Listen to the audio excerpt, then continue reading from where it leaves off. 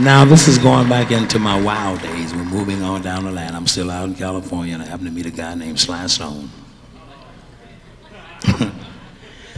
No, he's a nice guy, but the name speaks for itself.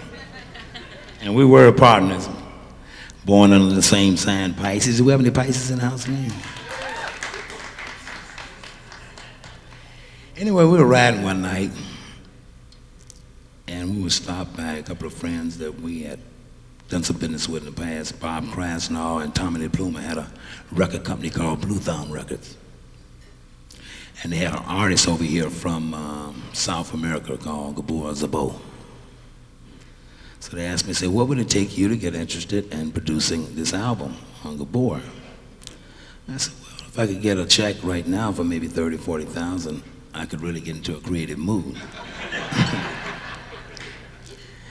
Being coached by Sly at the same time, that procedure went down, and we kept continually riding, having fun.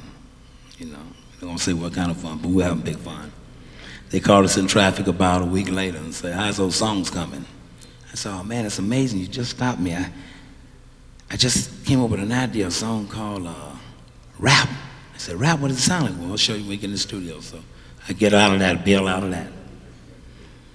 Stopped me again a week later and said, Bobby, we're getting sick of this. When are you going in the studio? I said, man, I just came up with an idea. You get this amazing title, Breezin.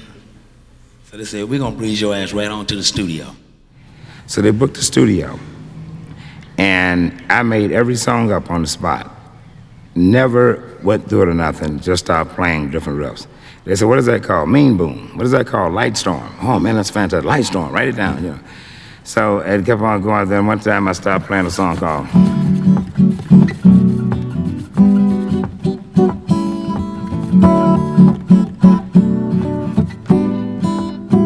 they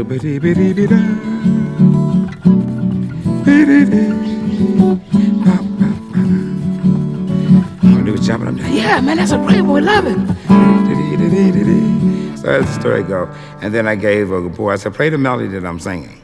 Because I had written lyrics to the song. So I said, now, Gabbor, you got to sing the vocals. And they said, oh, no, he don't sing. He barely speaks English.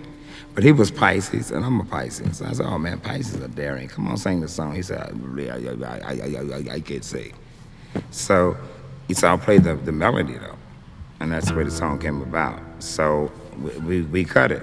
That night, I went through 12 songs that had never, ever, just whatever came in my mind, I played it. And made up names on the spot. They didn't know that until the album was out. You know, and that's the truth, because I was good on coming up with melodies.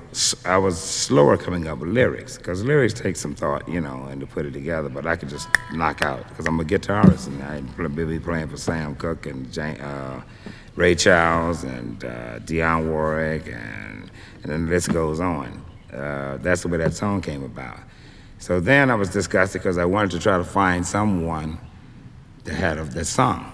Because I said, man, if that song would do that well, it sold about 450,000. I said, that song would do that well. The title of the album is called High Contrast. And it was me and Gabbor and some other musicians, Jim Keltner.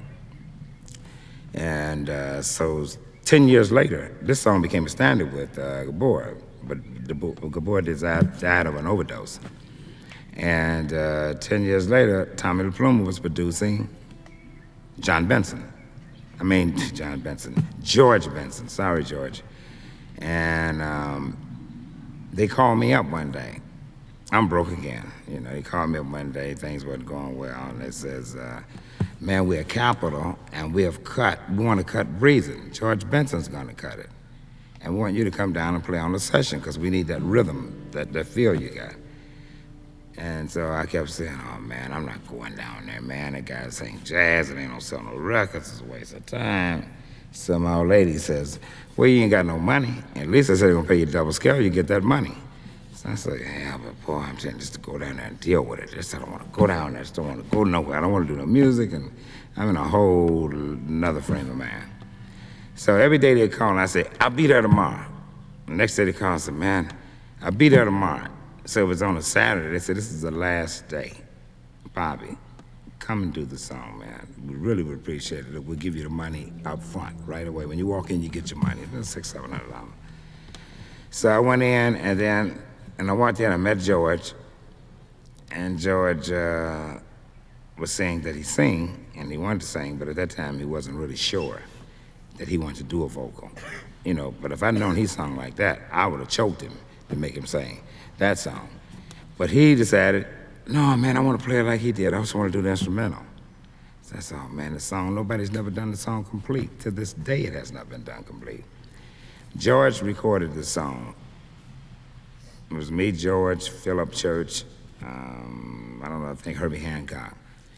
And we played the song, and I left right after the thing. I gotta go. Hey, man, nice meeting you. Gone.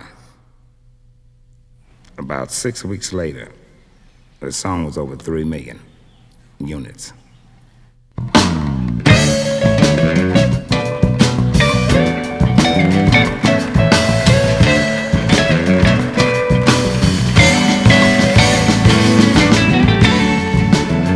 Y'all remember that one?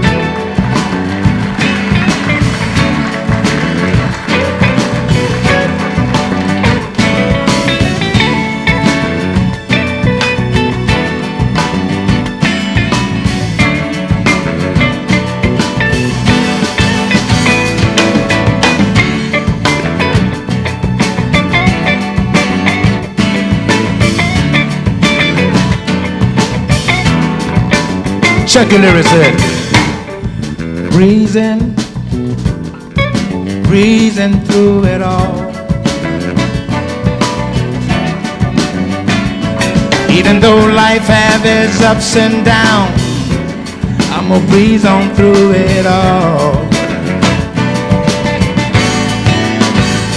Ba ba ba ba.